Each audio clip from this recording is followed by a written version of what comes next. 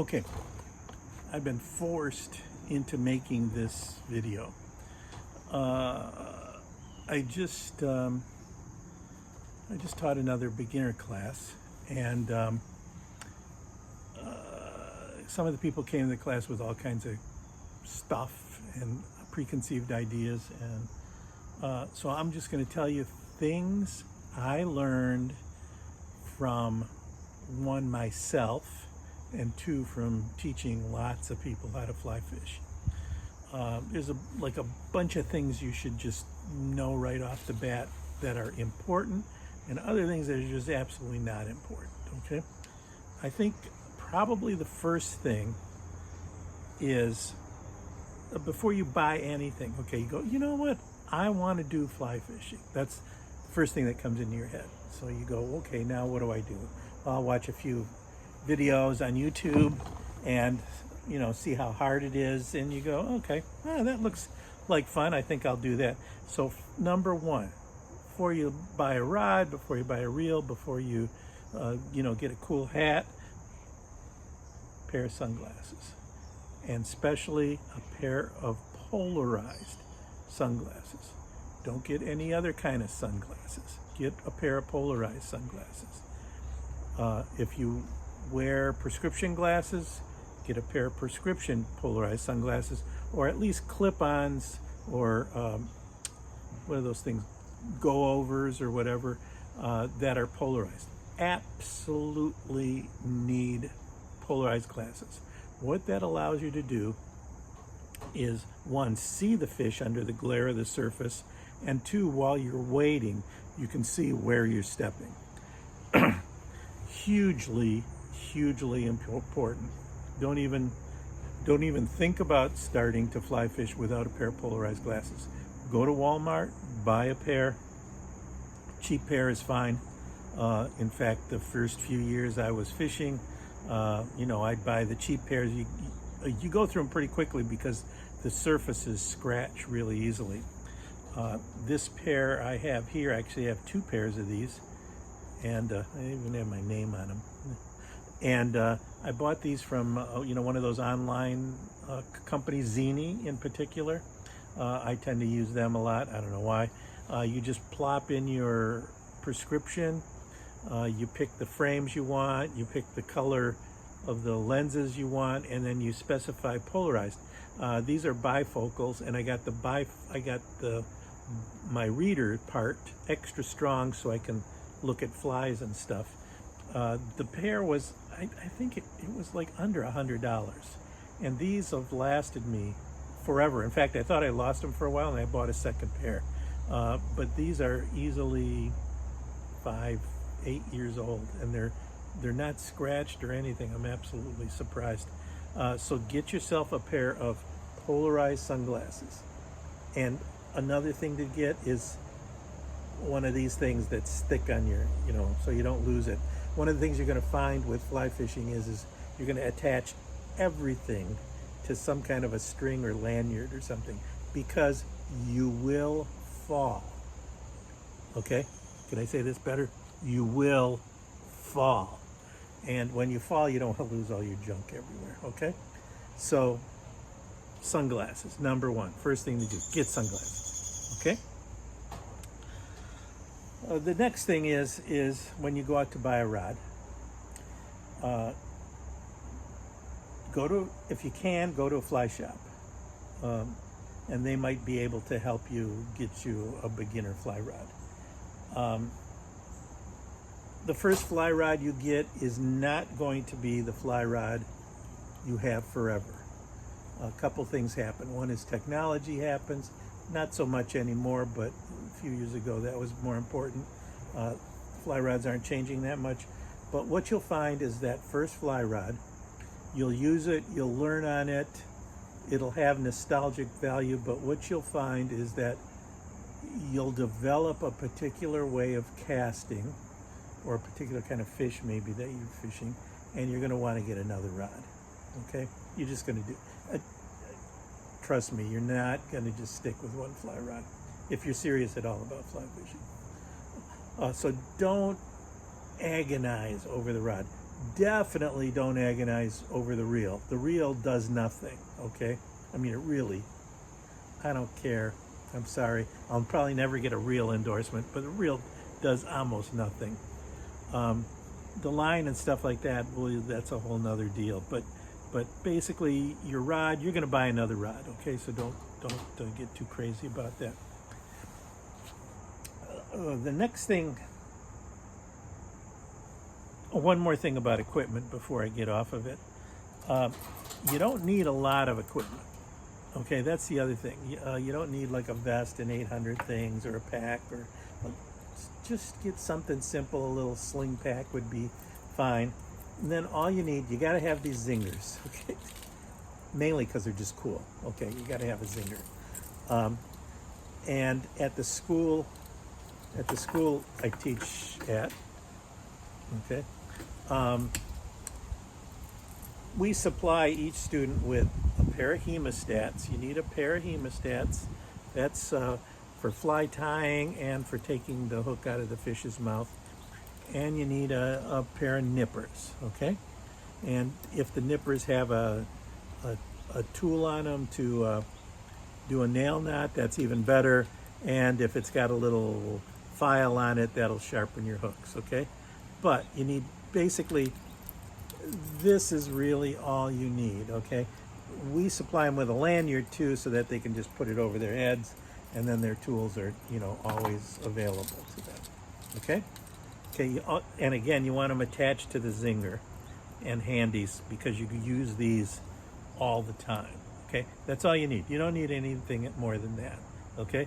Hemostats, cheap pair of hemostats are fine, and a cheap pair of nippers are fine. You're going to end up buying more of these anyway, okay? So, but you don't need to buy, a kryptonite made from on another planet special. Just buy a nipper, okay? So for a couple bucks, you're good to go there. All right. Next thing is, you can watch videos all you want. You can watch my videos, okay, and subscribe, by the way. I'm almost to it. I'm at about 900 now, so subscribe. Don't teach yourself. I know lots of people are going to say, oh, I taught myself, I'm really good, I can do whatever I want. You know what? Take at least one class from at a fly shop, or your local TU chapter, or FFI, Fly Fishers International group, some group that has fly fishermen in it. They'll be somebody very qualified to be able to teach you, probably for free. I mean, I do free classes just all the time. So do that, or if you go to a fly shop, it's not much to take a class. I have friends that teach at fly shops, and it's the best way to go. The reason is, if you learn the fundamentals, then when you need to fix something, you will know what needs to be fixed and how to fix it, and it won't be a big change. If you are watching one of these guys on YouTube that casts like this, and then you realize that you need to fix something, there's no direct way of fixing it, okay? You'll never be consistent. Whatever you do is just going to be weird. So just at least take one class, please, okay? I spend a lot of time reteaching people how to cast, and it's much harder that way. I love teaching kids because it's the first time, and they learn and they're casting beautifully. If you've been fly fishing for a number of years on your own, I pretty much have to break your arm. So take a class, okay? The other thing, and I joke about this all the time, is somebody will come to me and they'll want to learn how to do something, double haul or something. And I say, well, how long you been fishing? They go, oh, well, I've been fly fishing for 20 years. And they go, oh, wow, how come you suck at casting? I don't say that. And they'll say, well, every year, I go with my buddies up to some particular river and we have a weekend of fly fishing. for the last 20 years. And it's like, well, that's only like, a month of fly fishing. So if you start fly fishing, find a local pond or something close by and just go there a number of times, lots of times, and just cast for bluegills or something. Frequent short trips will make you a much better caster, better than a week-long or month-long something, okay? Or just, these once-a-year kind of deals. Just spend like at least the first couple months you're learning. Just go out every day to some pond and cast. Catch some bluegills, have fun, take a beverage, enjoy yourself. So once you get there, then what's important as far as fishing, because again, I have over 100 videos, okay? So I'm telling you all kinds of crap. But what's important is, I guess what I can say is casting accuracy is very important. So you want to work at trying to cast to a spot. And this is easy to do. You go out to a park or your lawn or whatever, you have enough space. Put a couple paper plates out there, some hats, hula hoops, whatever you got. 3 spots, and cast to them, and then move and cast and move. You need to be accurate. The fish, you're fishing to a spot like this. You could have $1,000 rod, put it like this so it doesn't look quite so big. Bring it farther. You can have $1,000 rod, a $200 line, the best flies tied by the best people, and if your fly is here, you're never going to catch a fish. It's all about accuracy. You could get a Timu fly, and as long as it's there, you're probably better off catching a fish. So you got to work on accuracy. I can't say it more. Accuracy, accuracy, accuracy. After that, it's something called line control, and you'll learn, and that's another technique, which then takes me to line control and all the other things, the little things you learn about fly fishing is find an old guy. It doesn't even have to be an old guy. It can be a young guy that's been fishing a long time. Find people that have been fishing for a while and go fishing with them, okay? Pay for their gas. Say, gee, can I really want to learn, can I go fishing? What you'll find is that people that are fly fishers tend to be pretty nice, and they're pretty excited to go fishing with other people. They're often nerds that are a little hard to approach, but once you approach them, they'll be happy to show you through. And you go fishing with them, and you pick up little things. They'll go, oh, well, I always do this with my line, or that, or this is how you mend. If you mend up like that, just make sure that you want to learn, and you tell them that, okay? And don't make excuses. Just learn, okay?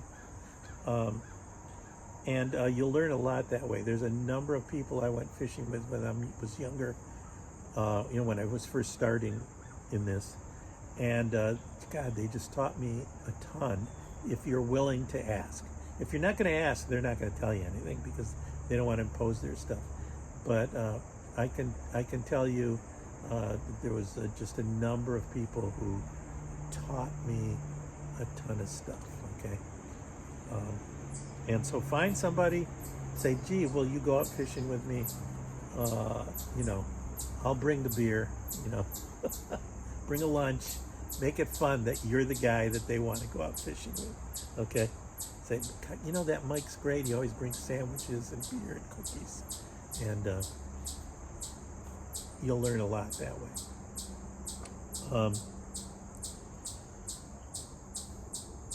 After that, it's just a matter of, try to keep your expectations in line with what you're doing. I trout fish, and I trout fish in Michigan. And Michigan is, the fish are pretty pressured in Michigan. There's a lot of people fishing for them. So you fish the Au Sable and, you know, you're not going to catch a bazillion fish. So even after I've spent like 3 or 4 days fishing on the Au Sable, I love to just go to a little inland lake and paddle around and catch a billion bluegills. I get the catching out of my system, and then I can go back and catch, you know, and fish all day for 3 or 4 trout. Okay, if you're out west in one of these, you know, beautiful river like the Yellowstone or something, you'll catch plenty of trout. There's lots of trout there. I mean, I've been in places where you just get tired of catching trout. Okay, those places haven't been fished the way Michigan rivers have been fished. Michigan, great place. I live in Michigan, by the way. Great place, but it is the mecca of fly fishing, and those trout are what we call educated. I don't know if they're educated or they're just hiding. I don't know what the deal is, but it's tough. So, in summation, I'll use that as a term. Sunglasses, simple gear. Your first rod is a great rod. I still have mine. Take a class. A real class. Okay, a guided fishing trip is not necessarily a class unless you talk to the guide about it. The guide is going to want you to catch fish. That's their job. Obviously, you're going to tip them better if you catch a few fish. And that's not against them at all. They're just doing their job. But if you just take a class as a class, they're going to spend the time on making sure that your hand is just in the right place, your elbow's in the right place, this hand is not doing something weird over here. I mean, they'll spend time on that sort of minutia that you need to know to do your casting perfectly. Practice casting accuracy, and then find somebody to fly fish with. That's somebody that's been doing it for a while. Okay, this went on way longer than I wanted it to go on, but I had to get it off my chest because it's just one of those things. Okay, please subscribe. I really appreciate it. Okay, bye.